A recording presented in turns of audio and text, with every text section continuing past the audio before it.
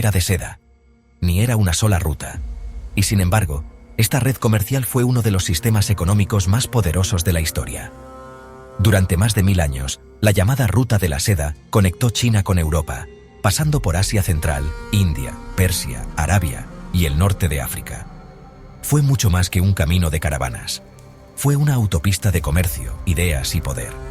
Y su influencia no solo transformó regiones enteras, sino que estableció las bases de una economía interconectada siglos antes de que la palabra globalización existiera. Hoy, en Entre Cifras, te contamos cómo funcionaba esta red, qué productos la movían, quién se enriquecía con ella y por qué su legado sigue vivo hoy.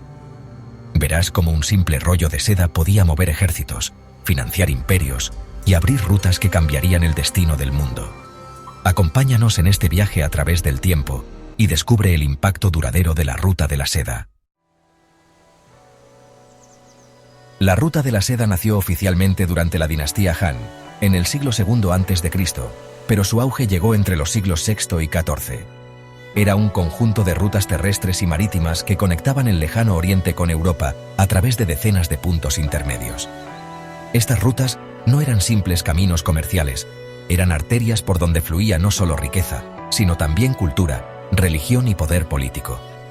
Estas rutas cruzaban desiertos inhóspitos, cordilleras nevadas y territorios controlados por imperios en constante cambio. Desde Xi'an, en China, pasaban por Samarcanda, Bagdad, Constantinopla y llegaban hasta Venecia. Pero también había rutas hacia el sur, que llegaban a la India y se conectaban por mar con puertos africanos y árabes. El resultado era una red comercial que, sin ejércitos permanentes ni tratados internacionales formales, funcionaba gracias a intereses económicos compartidos, alianzas tácitas y la reputación entre comerciantes. La seda era el producto más simbólico, sí, pero no el más importante en volumen. Lo que realmente movía esta red era el deseo de lujo, de conocimiento, de influencia. Era una cadena de necesidades y deseos entre civilizaciones enteras. Una de las razones por las que esta red logró mantenerse activa durante tantos siglos fue la capacidad de adaptación de sus rutas y de sus actores. Cuando una región sufría conflictos o bloqueos, los comerciantes buscaban caminos alternativos, nuevas alianzas o mercados emergentes. La flexibilidad era clave. Este dinamismo permitió que la red resistiera guerras, crisis políticas y cambios dinásticos, manteniéndose como una arteria vital del comercio global de la época. La Ruta de la Seda no era una ruta directa, continua o administrada por un único imperio. Muy pocos comerciantes cruzaban de punta a punta. En realidad, funcionaba por tramos o relevos. Mercaderes locales hacían negocios en su territorio y pasaban los productos al siguiente tramo, como si fuera una carrera comercial de largo aliento. Un cargamento de seda podía cambiar de manos una decena de veces antes de llegar a Europa. Y en cada tramo, alguien ganaba. Había márgenes de beneficio, pero también riesgos, asaltos, enfermedades, corrupción local. También se cobraban peajes, impuestos e incluso protección armada para escoltar las caravanas. Muchas veces, pagar a una tribu nómada para que no atacara era más barato que enfrentarse a ella.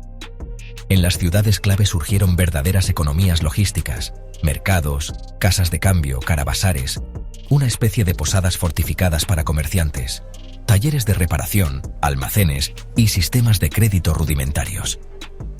Ciudades como Samarcanda, Bujará o Alejandría vivieron su apogeo gracias a la Ruta de la Seda. Su prosperidad dependía del tránsito más que de la producción local. Los imperios entendieron pronto que proteger estas rutas traía prosperidad. China, Persia y el Imperio Bizantino establecieron sistemas de impuestos, embajadas y alianzas para mantener el flujo comercial. Incluso los mongoles, famosos por su violencia, entendieron la importancia de la seguridad de las rutas. Durante su dominio, floreció el comercio como nunca antes. La ruta no solo movía bienes, también diplomacia, tratados y espionaje. Además, facilitó el intercambio cultural y la transferencia de conocimientos entre civilizaciones. La Ruta de la Seda fue más que una simple red comercial. Fue un puente que conectó el mundo antiguo. Seda, claro, pero también papel, té, especias, porcelana, perfumes, piedras preciosas, metales, caballos, marfil, esclavos y hasta armas. Cada región ofrecía lo suyo y obtenía lo que no podía producir. Había rutas específicas para mercancías particulares, y cada artículo tenía su ciclo de popularidad y valor. Las modas cambiaban, y con ellas, los precios y las oportunidades. Europa importaba lujos, Asia Central vendía caballos, China exportaba seda y tecnología, India enviaba especias y gemas. Pero también se intercambiaban ideas, religión, ciencia, medicina y filosofía viajaban junto con las caravanas. El budismo llegó a China por esta ruta, y más tarde el Islam se expandió hacia el este. Las rutas eran vías de contacto entre culturas, y muchas veces también de conflicto ideológico. Fue una autopista cultural tanto como económica. Las ideas se propagaban con la misma rapidez que los productos, y el dinero no siempre fue en monedas. Se usaban lingotes, trueques y créditos respaldados por confianza entre comerciantes. Algunas familias y casas mercantiles funcionaban como bancos primitivos, y la palabra dada valía más que el papel. Los acuerdos comerciales eran sellados con un apretón de manos, y la confianza era la base de todo. La ruta de la seda empezó a decaer a partir del siglo XV. Las rutas marítimas ganaron terreno. Eran más rápidas, más baratas y menos vulnerables a guerras o desastres naturales. El mar permitía mover más mercancías con menos riesgo, y Europa empezó a desarrollar su poder naval precisamente para no depender de rutas terrestres inciertas. La hegemonía del comercio empezó a trasladarse a puertos como Lisboa, Sevilla o Ámsterdam, que abrían nuevas rutas hacia América, África y Asia por mar. El descubrimiento de América cambió radicalmente el centro del comercio mundial. Europa pasó a mirar al Atlántico. Las grandes potencias del momento, España, Portugal, Inglaterra y luego Francia y los Países Bajos, comenzaron a construir imperios marítimos, y con ello, el comercio se volvió más centralizado y dominado por Occidente. Al mismo tiempo, la caída de imperios clave, como el bizantino o el mongol, dificultó el libre paso por Asia. Las guerras, la inestabilidad política, las divisiones religiosas y las pestes hicieron que muchas rutas se volvieran inviables o demasiado costosas de mantener. Además, surgieron nuevas potencias que ya no dependían tanto de ese comercio terrestre. El Imperio Otomano, por ejemplo, controlaba territorios clave de la ruta y aplicaba impuestos o bloqueos que desincentivaban el tránsito.